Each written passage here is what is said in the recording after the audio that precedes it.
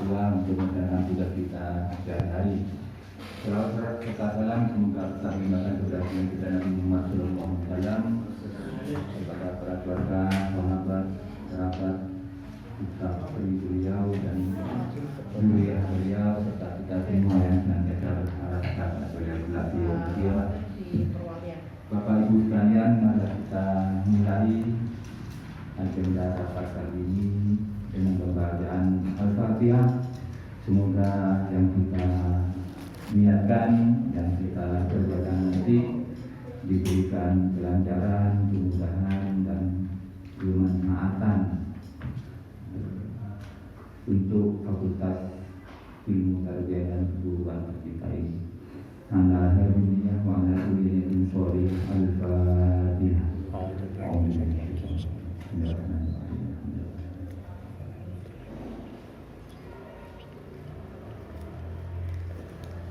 Selanjutnya rapat akan dipimpin langsung oleh Bapak Dr. Muhammad Khalid terkait teknis dan pembagian tim-tim serta mungkin ada usulan-usulan personal yang perlu ditambahkan ke draft tim yang telah disebarkan.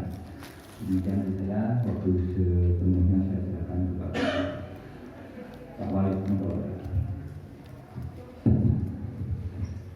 Terima kasih Pak Syakir. Bismillahirrahmanirrahim. Assalamualaikum warahmatullahi wabarakatuh. Waalaikumsalam. Alhamdulillah, masyukurillah yang saya hormati Bapak Ibu sekalian, panitia penyusun buku pedoman. Sementara SK sedang di draft ya, tetapi tidak lepas dari yang telah saya share di grup.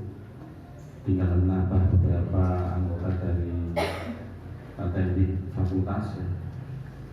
Ini masih sifatnya umum, Pak Sakir, Pak Imam Rofiki, Bu Devi, Pak Tata, Pak Wiku, Pak Sigit, Bu Nuril dan Mas Angga. Ini kita plot di pedoman perusahaan karya ilmiah ya.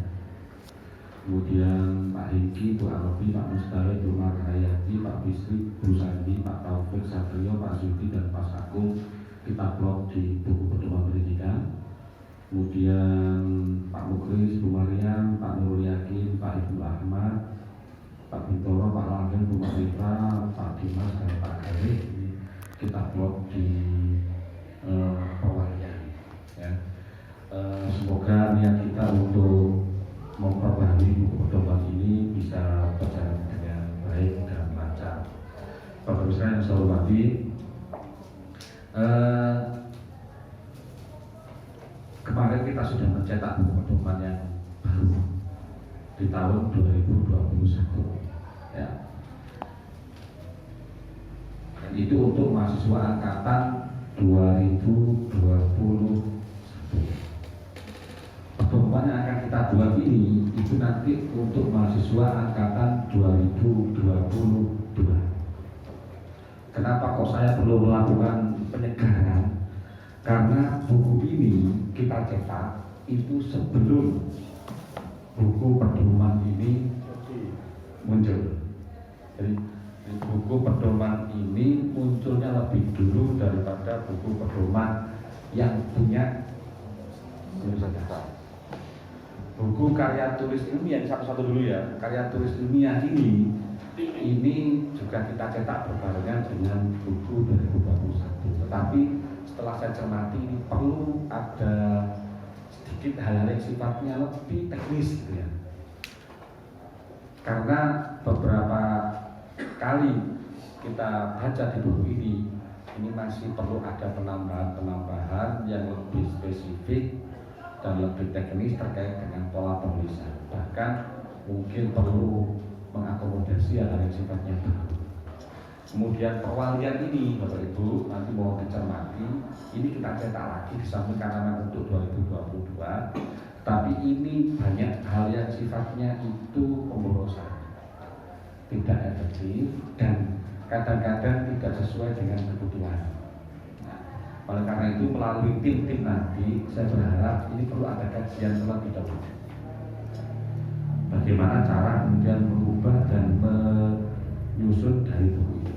Itu yang pertama. Yang kedua, target kita ini ada di pertengahan Februari. Di pertengahan Februari kita sudah punya modal dasar. Harus selesai. Naik cetak kalau bisa Februari akhir itu sudah di percetakan. Ya, percetakan. Pasti bisa, pasti bisa. Makanya ini, kalau saya yakin bisa. Nah, nanti kira-kira Juni itu sudah ready untuk kita berikan kepada mahasiswa. Ya, nah, ini tak kasih gambarannya dulu. Nah, mana Pak yang perlu dirubah satu persatu? Untuk penulisan karya ilmiah ini mau dibuka.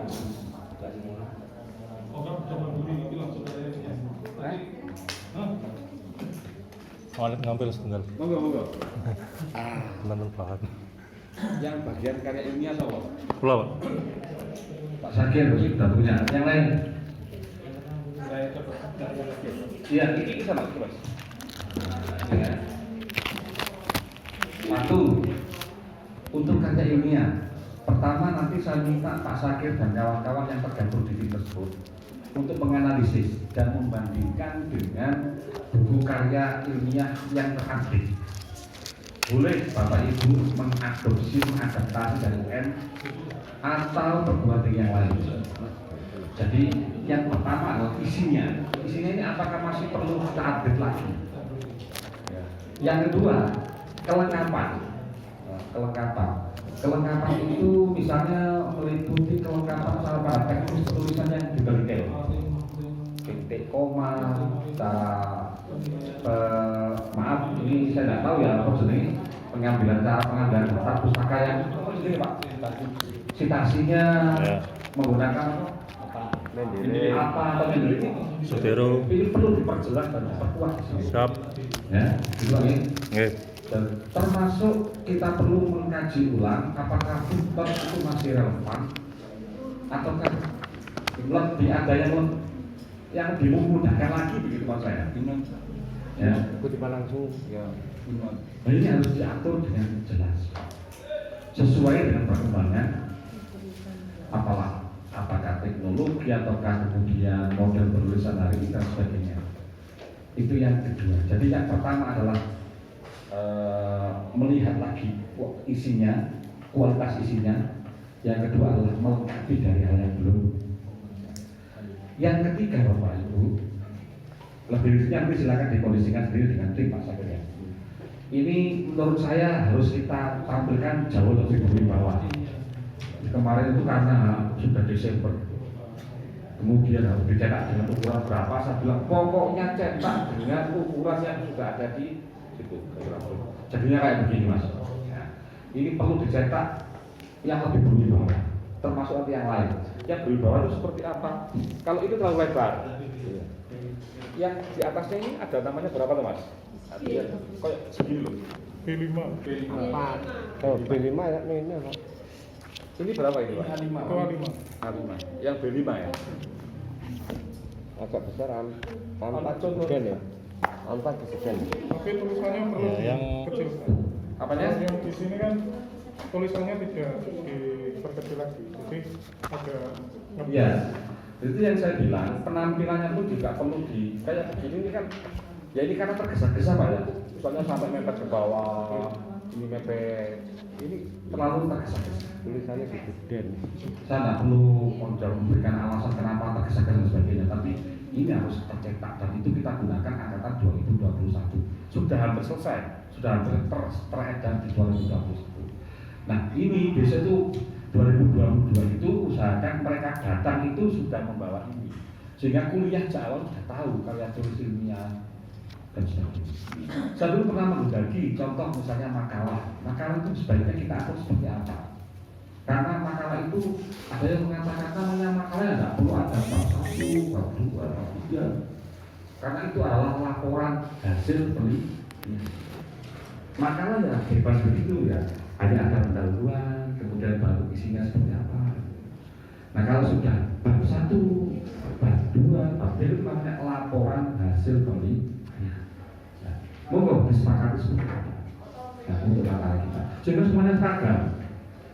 Tidak terjadi sirik. Kemudian yang kedua misalnya lagi terkait dengan model penulisan skripsi. Kemarin saya dapat petunjuk dari Pak Hengki. Ini ukuran apa namanya logonya berapa Pak Kori? Berapa senti? 8 cm kan kebesaran. Delapan. Dia Mungkin dulu bukan senti mungkin ya. enggak senti Pak. Ini harus cermati Pak. Cuma yang berapa? Termasuk dari makalah itu kira-kira perlu ada sampul atau bagaimana, ini perlu kita pakai pedoman. Jadi kita memang mengambil makalah, tapi makalah itu yang digunakan untuk kelas kita. Ya. Kualitasnya seperti apa? Harus disampuli misalnya begitu Pak. Ojo koyo recehan kayak gitu ya. Kemudian ada sedikit himbauan, misalnya cara menulis makalah jangan seperti parkir bis, tapi melalui cross analisis. Ya sering saya sampaikan kan begitu Pak. Mereka bikin makalah dibagi, bangsa pendahuluan si A, kemudian pengertian si B, jenis-jenisnya si C, gaya dewi-dewi kemudian digabung. Makanya kemarin saya minta Pak Sakir itu di pedoman ini juga diberikan bagaimana cara menilai sebuah makalah. Ini juga Tidak tahu apa di pedoman pendidikan. ada yang ujungnya sudah ada di. Kan selama ini makalah itu kan tidak ada standar penilaian, maaf ya. Pokoknya gaya makalah Template ya. bahkan seringkali yang kita nilai adalah yang presentasinya ya, Begitu yang presentasinya yang sering kita nilai, tapi penulisannya jarang kita nilai. Maka perlu ada indikator dan ada standarnya. Ini penting Pak. Untuk menilai makalah itu bagaimana? Ini harus ada. Nah, ini kebetulan kemarin kemungkinan ini disiapkan akan ada perubahan sebagaimana hasil rapat kerja akademik kepada Pak Iki ya, kebetulan Pak Iki ketuanya. Nanti tidak langsung berbentuk tugas kuis penilaian itu, tapi betul-betul rinci berdasar kepada aspek yang dinilai. Nah, sehingga insya Allah nanti ini juga akan ada perubahan, tidak hanya isi tapi juga tampilannya seperti apa. Bukan kemudian membandingkan, tapi sadar besarnya di UN itu rinci banget, sampai kemudian jadinya tebel. Buku pedomannya tebel, untuk karya tulis ilmiah. Ya. Dan saya ingin kita seperti itu untuk yang angkatan 2022 kita betul-betul berniat memperbaiki. Itu yang pertama. Ya. Yang kedua, buku pedoman pendidikan. Sekilas tadi saya sampaikan. Satu, dicetaknya itu sebelum munculnya buku pedoman pendidikan universitas. Ini saya juga ikut nyusun. Pada akhirnya banyak hal-hal baru yang ada di sini tidak masuk di sini. Maka langkah pertama adalah kita meng-cross-check mana bagian dari pedoman pendidikan universitas yang belum di-cover dan belum dirincikan, ditekniskan di tingkat universitas, di tingkat fakultas. Contoh program master. Insya Allah belum. Program MBKM belum. Ya. Di sini juga tertulis ada program untuk mahasiswa berprestasi. Ini perlu kita adopsi langsung aja lah Pak. Hal-hal yang sifatnya sudah ada kita tekniskan lagi. Jadi kendalanya apa Pak kemarin itu ada Pak mahasiswa IPS kalau nggak salah itu yang jago poli itu Bu. Ya. Kemudian kuliahnya agak dipersulit oleh para dosen. Akhirnya dari pihak kemahasiswaan tembusi saya, tolong anak ini masuk jalur prestasi, maka mestinya perlakuan perkuliahannya tidak harus sama dengan mahasiswa yang misalnya tugas-tugasnya dan sebagainya. Pertanyaannya adalah mana buku pedoman yang mengatur itu? Maka di sini sudah ada terkait dengan mahasiswa berprestasi, baik itu akademik maupun yang non akademik seperti apa. Sehingga kita ini sejak awal sudah punya jalur prestasi, tapi ternyata perlakuan perkuliahannya kok disamakan. Kalau mereka kita ambil kan dasarnya niatnya ngambil prestasinya itu. Jika kemarin tuh anak kalau nggak salah ada anak mana itu yang poli itu yang kemudian dikirim ke Turki, kita juga nggak punya buku pedoman. Dan harus stay di Turki selama beberapa tahun itu dia harus stay di Turki sekaligus apa namanya mengambil semacam lisensi apa begitu itu nggak punya. Nah, nanti sekali lagi Pak Sakir berdasarkan buku pedoman yang ada ini nanti kita juga memperbaiki, melengkapi, merinci dari buku pedoman pendidikan kita. Ya, nggak apa-apa nanti kok mirip-mirip dengan buku pedoman orang lain, nggak masalah. Yang penting kan betul-betul menjadi pedoman. Dan ini Pak Dekan mengatakan tolong dicetak, tidak hanya di e-bookkan. Masukkan di website tetap iya, tapi dicetak juga iya. Nah, nanti buku ini pun juga dicetak dengan yang saya bilang B5 Mas. B5. Kita di B5. Ini buku ini bagus Pak ya, ini settingannya luar biasa dari Pak Wiku ya. Hanya nanti kayaknya tahu regang Pak Wiku ya. Tahu regang apa sih? Stasiunnya Pak Wiku. Iya. Tahu regang. Jadi bisa dipermanis lagi, diperkecil dengan B5, disesuaikan. Ini 1,5 apa 2 Pak? 1,5 ya. Mungkin bisa dipadatkan menjadi 1,15 ya. 1,15. Dengan nampak indah dan tidak kelihatan terbesar. Ini Pak Sakir ya. Teman SMS dunia. Iya. Kurang lebih A5. Enggak segini aja. Ya, standar UNESCO biasanya Pak. Iya. Hati kepangkatan itu yang Kamu tuh sih ngopo? berapa? A5 B5 tak minimum. Pertama Pak Enggi. B5 ya? Pak Egi ya. Nanti di setting segini lagi ya. Ya, B5 ya. Setelah ini kita diskusi. Yang terakhir ini Pak, Bu. Ini ya. Perwalian. Perwalian. Saya sebenarnya pengen perwalian ini seperti modelnya pasca Pak. Jadi anak ujian itu cukup dengan membawa skripsi. Perwalian ini. Jadi perwalian ini juga disertakan. Maksudnya apa? Hari-hari ini saya tidak tahu pakai alasan pandemi atau bagaimana. Saya sering menemukan mahasiswa, terutama bimbingan saya Bu Devi ya, itu mereka tidak bawa ini dengan alasan macam-macam. Ada yang bilang hilang, ada yang bilang tidak sempat, ada yang bilang tidak dapat dan sebagainya. Padahal maksud dibukukannya ini itu adalah agar rekam jejaknya itu bisa terus terpantau di sini Pak. Jadi ketemunya berapa kali dengan dosen dan baik itu urusannya dengan akademik maupun urusan dengan non akademik. Bahkan di sini juga itu disertai juga dengan konsep Bu Arifah ya, tentang anak kelulusan juz 30 itu kan juga ada di sini sebenarnya. Yang dulu pernah kita diskusikan alot, misalnya menjadi tugas dari para wali dosen, tapi wali dosen banyak yang istilahnya mengalihkan ke tim labnya Bu Arifah itu, sehingga kita akomodasi juga di sini. Nah, makanya maaf kalau tidak salah di tim buku ini dicetak atau seperti ini misalnya Pak ya. Tapi tim buku ini nanti bisa melihat lagi, mereview, mengoreksi lagi mana bagian-bagian yang diperlukan dan mana-mana bagian yang sekiranya tidak diperlukan. Nah ini ada Pak Yakin, ada Pak Muklis, ada Bu Maria. Kenapa saya pilih? Karena mereka yang selama ini banyak bergelut di grocery. Kira-kira kendala perwalian itu apa? Kemudian yang perlu diakomodasi di sini apa? Yang perlu dihilangkan itu apa? Itu target daripada untuk ukuran saya kira sudah cukup bagus.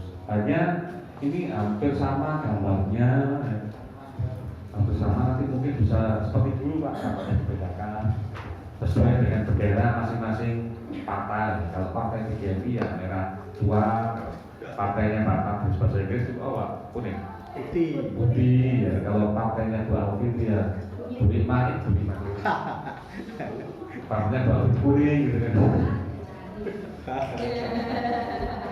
Saya sudah mencari partainya Pak Enggi. Saya mencari paradigma baru gitu Pak Bu Alvin, ada apa begitu kan. Setelah masuknya buku. Gitu ya. Jadi artinya begini Bapak Ibu, kita punya waktu kurang lebih ya 3 minggu ya untuk memperbaiki ini, dan Pak Dekan minta akhir Februari sudah naik cetak. Dan ini maaf tidak hanya terkait dengan ini, ternyata pilihan Pak Dekan ini kalau tidak kita selesaikan maka khawatir ada refocusing. Kalau kena refocusing maka kita tidak bisa mencetak ini, sehingga kebermanfaatannya nanti dianggap kurang, terutama buku ini Pak ya. Ini kalau sudah kena refocusing nggak ada lagi buku ini Pak ya, ngeprint sendiri-sendiri pembukuannya. Makanya beliau minta istilah triwulan, salah satu agenda yang harus diselesaikan adalah terkait dengan buku-buku pedoman ini. 3 ya, buku pedoman pendidikan, fakultas tarbiyah, buku karya tulis ilmiah, dan buku perwalian. Ini akan kita cetak sejumlah dengan mahasiswa yang ada.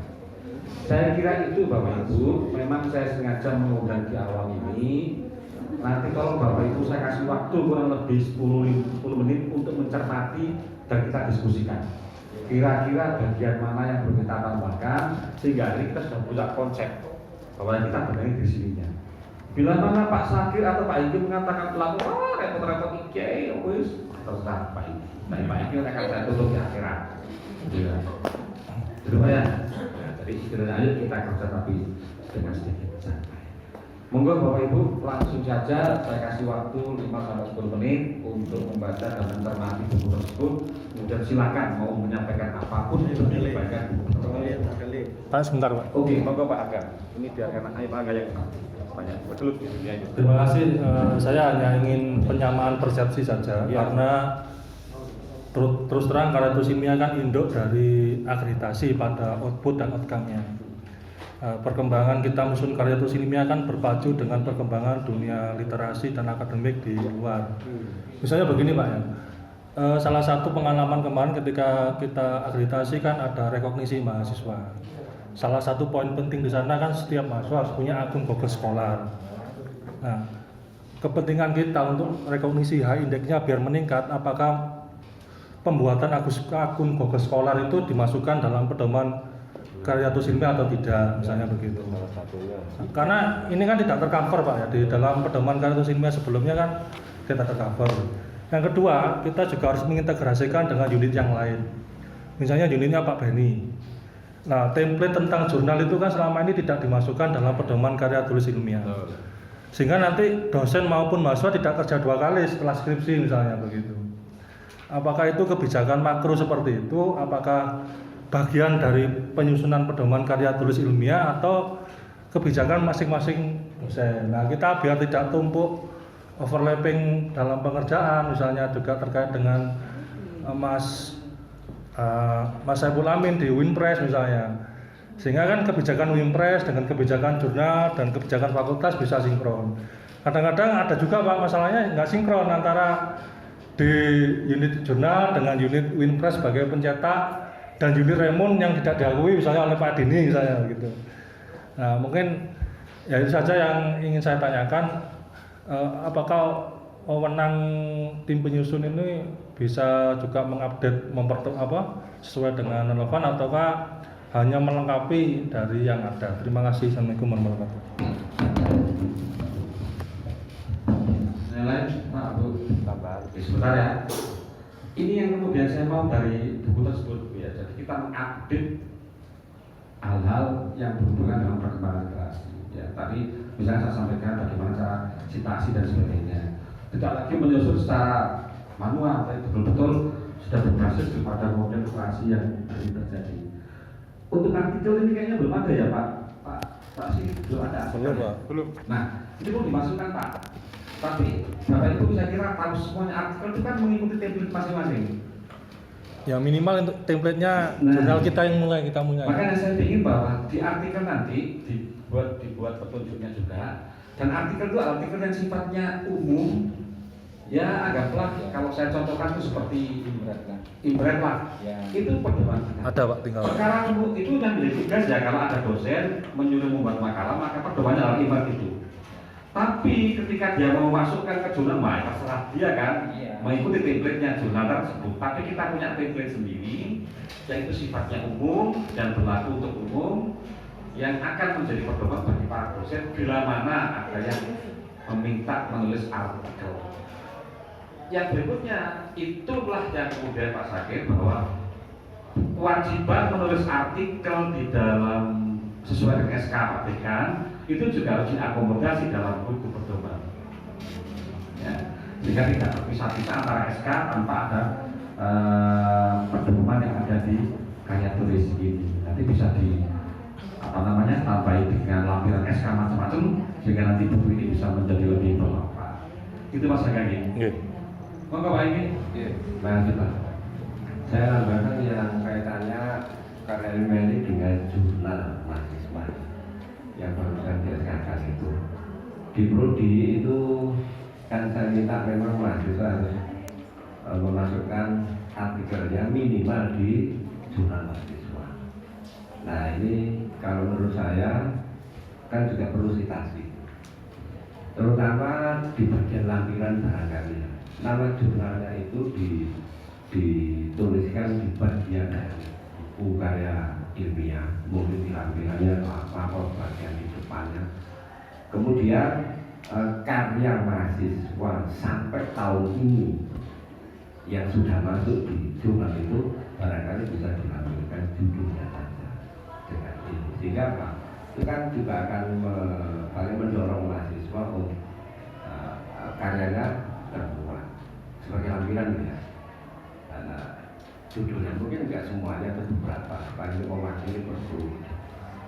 Sehingga kalau itu nanti juga dibaca orang, itu kan masing-masing punya prodi, punya jurnal ilmiah mahasiswa.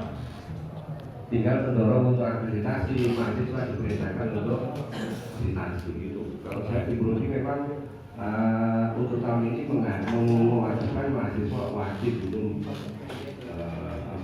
buka jurnal ilmiah untuk mendongkrak Citasi dan bibliometrik. iya bibliometrik itu kalau menurut saya itu Pak.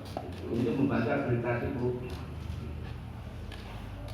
Jadi punya akun Pak ya teman-teman. Harus punya akun Pak. Harus. Mahasiswa itu, dan kalau ngutip harus dari dosen Win Malang, biar hak indeks dosen Win Malang itu meningkat. Selama ini kita nggak pernah ngutip dosen Win Malang Pak, dari luar semua. Nah, Dijadikan kebijakan akan nanti begini berarti. Kalau begitu begini aja Pak.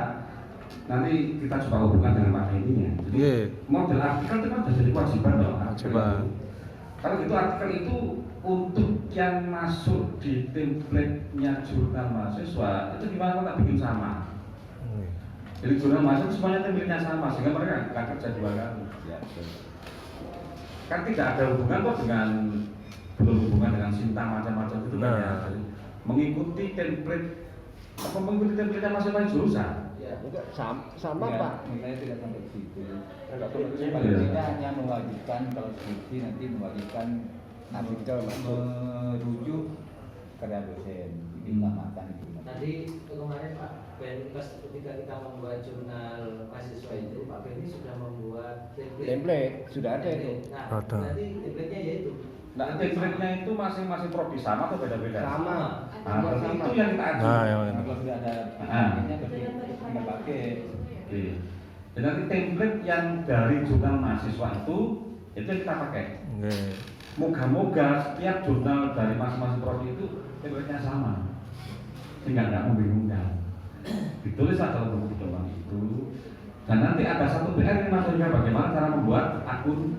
Oh sudah siap saji Pak itu Pak, Nah. tinggal tempel aja kalau bahannya. Itu ya. Ya, tinggal tempel di ini aja. Cuma begini satu hal yang ingin saya sampaikan, misalnya terkait dengan Pak Walid kan menulis manajemen perubahan misalnya. Ketika beliau nanti guru besarnya manajemen perubahan dan disertasinya sering dikutip, itu hak indeksnya naik. Itu akan memudahkan asesor profesornya lebih cepat Pak. Dari pengalaman-pengalaman teman yang lain seperti itu. Artinya ini titik awal kita bagi Bapak Ibu yang ingin jadi profesor sudah mulai dari sekarang rekognisinya itu dikenalkan kepada mahasiswanya. Agar kemudian Dan itu kan bisa dimasukkan di situ kan? iya, Syaratkan pintu pertamanya akun Google Scholar-nya itu Pak. Kan gitu. Ya akunnya itu. Akunnya itu kalau nggak ada akun percuma Bapak dikutip berkali-kali tapi nggak masuk ke sistem Google, nggak bisa diklaim kan begitu. Terus itu pas saya diatur. Satu lagi yang SOP-nya Pak. Saya sudah Diatur, bukunya diatur kayak gitu. Pedomannya. memuat paling nggak memuat. Iya, tutorialnya ada Pak. Saya sudah punya naskahnya, tinggal tempel aja. Nah, maksudnya memuat persyaratan bahwa artikel mahasiswa atau makalah mahasiswa harus mencantumkan Harus merujuk. Merujuk dosen pengampu, minimal dosen pengampu mata kuliah. gitu kan? minimal 3 atau berapa dosen pengambilnya begitu. Ya wali kota. Yang jelas dosen yang berhubungan dengan topiknya. Yang serumpun yang dengan topik itu. Dengan topik. Makanya aku ngajar manajemen misalnya begitu ya. Nggih. Maka tugas saya kan masih tugas manajemen. Nanti kan bisa diatur di bagian mana, yang penting bisa menunjukkan bahwa salah satu kutipannya adalah dari. Nggih. Cuma kan nanti mahasiswa itu karya yang dia merujuk Pak Wali itu terpublikasi atau enggak kan gitu nanti juga. Kemudian publikasinya itu di indeks scholar apa tidak. Karena nanti ya antara yang dirujuk dengan dirujuk itu sama-sama di indeks scholar harus terbaca. Sebenarnya skripsi mahasiswa kita kan sudah banyak yang merujuknya dosen. Hanya kemudian setelah masuk repository, gitu kan, masuk repository, kadang-kadang buku yang dirujuk nggak tercover di Google Scholar, atau juga skripsi mahasiswa belum tercover di Google Scholar. Yang kedua, rujukannya kadang-kadang tidak otomatis, rujukan tidak otomatis itu tidak akan terbaca oleh Google Scholar. Jadi kalau saya merujuk Pak Walid, tapi manual merujuknya, meskipun saya kerja di Scholar, Pak Walid kerja di Scholar tidak terbaca. Jadi akan terbaca kalau saya pakai aplikasi otomatis, entah Mendeley, entah Zalero. Di hubungan gitu. Berarti kan itu kita tata Pak. Misalnya rujukannya harus Mendeley, Ya. harus punya akun Google Scholar, ini kita tata Pak. Terserah anak-anak sih mau pilih Zalero, Ya. Mendeley, Eno, terserah mereka. Yang jelas sifatnya harus dikasih otomatis. Ya. Integration manager kan gitu saja. Perkara mahasiswa mau punya akun Google Scholar atau tidak, misalnya tidak begitu penting. Yang penting dosennya punya akun Google Scholar. Dan yang kedua, karya mahasiswa itu yang terindeks, terpublikasi, terindeks Google Scholar. Sudah ada. Terus terkait artikel penelitian mahasiswa, kita kan kurang ketat kayaknya ya. Di level pasca kayaknya oke lah, agak ketat bahwa karya tesis atau disertasi wajib publikasi. Yang ingin saya, sementara kan mahasiswa hanya menyantumkan pembimbing, 2 pembimbing. Saya ingin lebih banyak sebenarnya, tapi butuh payung. Nanti penguji pun layak masuk di artikelnya tesis atau skripsi atau disertasi, layak masuk. Sama dengan proposal penelitian, itu reviewer pun masuk. Jadi penguji pun kan memberi masukan sebenarnya. Nah, Kemudian, 5 itu Ya. pas 5 orang itu. apa 5 orang? 5 orang itu pas Pak. Scopus 5 orang Pak. Sehingga nanti paper saya itu akan banyak gitu kan, Iya. karena selain sebagai tercatat sebagai koautor pembimbing juga koautor di penguji kan gitu kan. Itu butuh payung Pak. Jadi perlu diatur bahwa artikel hasil skripsi, tesis atau disertasi gitu ya, itu nanti harus memuat dosen pembimbing plus penguji. Kebijakan itu lah. Ya. Sudah ada SK-nya kan? Belum Pak. Belum untuk memasukkan Yang penguji belum. kita perbaiki. Ya. Penguji belum Pak. Penguji Urutannya sama- juga, urutannya juga termasuk urutan. Perlu ada sinkronisasi kan? Mohon buku pedoman dibunyikan seperti ini. Ya, ya. Nanti akan kita Iya. perkuat dengan SK. Ya. Siap. Itu kan ya. Iya Pak. Tambahan SOP Mas Benny pernah saya minta SOP karena saya tanya ada SOP-nya enggak untuk jurnal ilmiah mahasiswa, belum, mau dibuatkan ya, cuma hari itu dibuatkan, sorenya saya langsung dikirim nih. Yang lain sudah dikirim atau belum, nah ini pertanyaan. Kalau belum, ini akan tak share ke grup SOP dari Mas Benny untuk jurnal ilmiah mahasiswa. Barangkali juga perlu disempurnakan nanti Pak, dicek. Ada Setahu saya jurnal itu kan tidak sebagai syarat ujian Bu ya. bukan Bukan. setelah ujian Pak. Setelah ujian sebagai syarat untuk mengambil Ijazah. ijazah. Gitu kan ya. Jadi begini, karena sebagai syarat untuk mengambil ijazah, berarti kan prosesnya setelah mereka ujian baru disuruh untuk itu. artikel ya. Seingat saya itu sebagai pengganti, dulu kan setiap mahasiswa apa namanya Bu ini surat bebas tahunan itu kan ringkasan skripsi dulu ya. Ya. Nah sekarang diganti dengan artikel itu berarti Ya. tidak ada lagi Ringkasan skripsi. Gak guna ya. Apakah cukup LOE saja ngatur nanti? Nah, LOE juga lebih keren Pak. Istilahnya LOE Pak Saidi. LOE Pak. Ya. Karena untuk bukti akreditasinya lebih kuat. Iya Pak, Letter of Ethics Assistant itu. Iya. Kalau nunggu publish kadang-kadang mas, Nggak guna Pak kalau ringkasan Pak, nggak guna untuk akreditasi soalnya. nggak berguna. Nggak berguna, muspro. Itu Anu nih. yang lama berguna, yang sekarang Enggak. Sekarang enggak. Kalau hanya sekedar LOE apa enggak? Kemudian anak yang penting Loh, tapi sulit Pak, kan nanti ada submitnya kan susah Pak, submitnya, bayar dan sebagainya. Hanya bukti submit. Tapi nggak iya. apa untuk tahap Latihan Pak, buat latihan. mungkin untuk tahap awal bukti submit nggak ada masalah. Iya. 11 LP2M. Iya, seperti itu. Hanya bukti submit kan. Pembinaan kapasitas bukti Artinya submit. mahasiswa sudah mulai mencoba bagaimana Atmosfernya sudah masuk.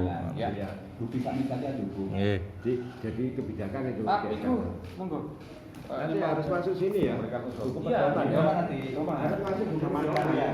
Kebijakan kalian itu. Pertanyaannya itu gini Pak, kalau misalkan LOE itu kan secara otomatis secara garis besar itu kan artikel itu sudah diterima dan insya Allah sudah ada ranah ke siap publish.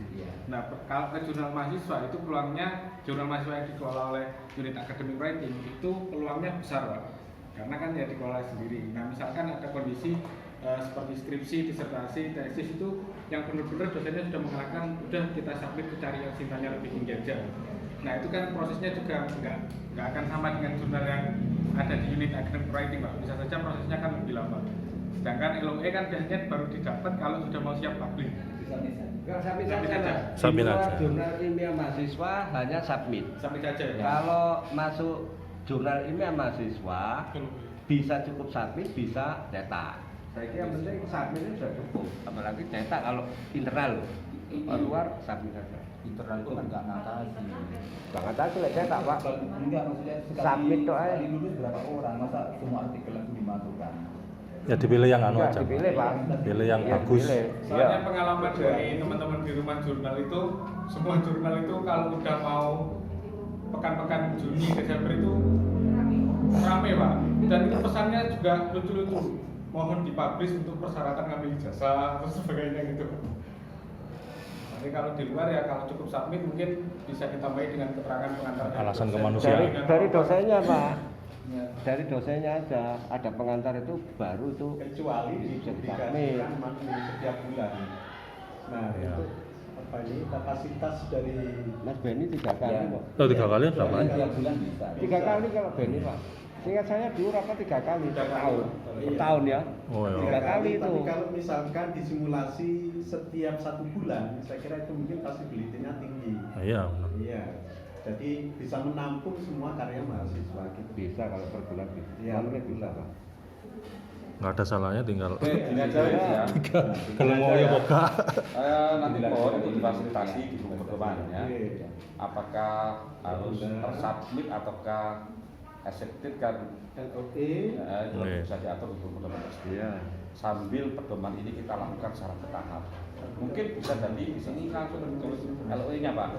Tapi pada langkah-langkah utamanya mungkin Ini SOP-nya gitu. ojo kemudian bisa. Oh. Nah, SOP-nya dimasuk lagi. Jika mereka betul bikin artikelnya Oke. dan nanti kalau itu oke, nanti kan kita kondisikan bahwa publikasi itu misalnya 2 bulan sekali udah begitu. Karena yang 3 bulan nggak ngatasi kan begitu Oh, kan ya. nanti akan kita buka. Saking banyaknya weekly Pak. Setiap Ya. minggu. Oke bagus.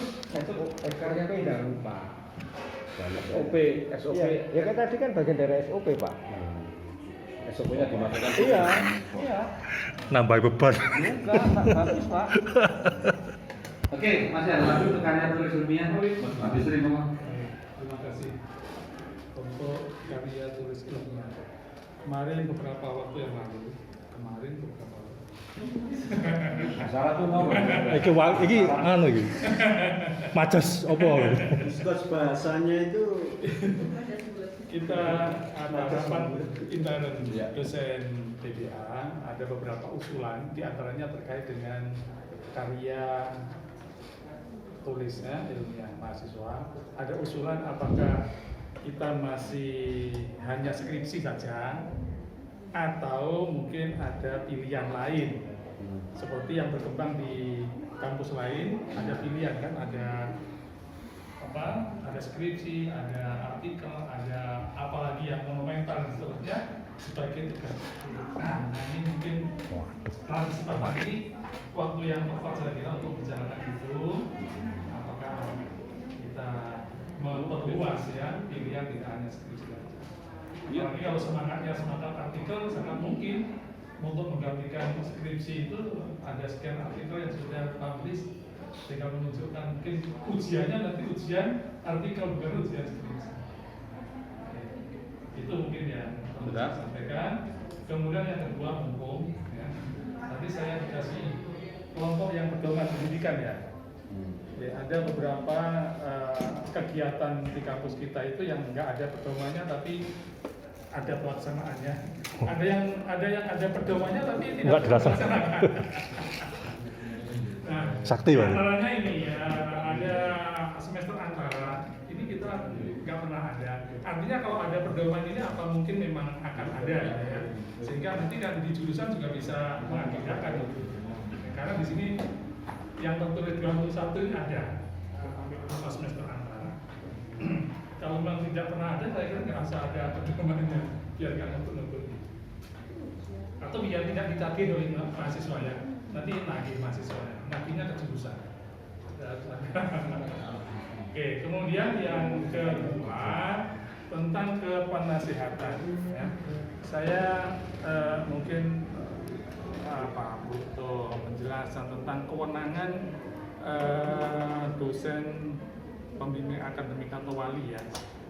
Kalau di sini dituliskan apa itu membantu baik yang urusan akademik maupun non akademik. Ini lagi seru karena hari-hari ini kita minggu konsultasi. Ya. Nah, materi konsultasi anak-anak itu macam-macam. Nanti antaranya yang kemudian menurut saya jadi beban, artinya tidak bisa memberikan solusi adalah mungkin lebih pada yang non akademik ya. Jadi ada sampai orang tuanya itu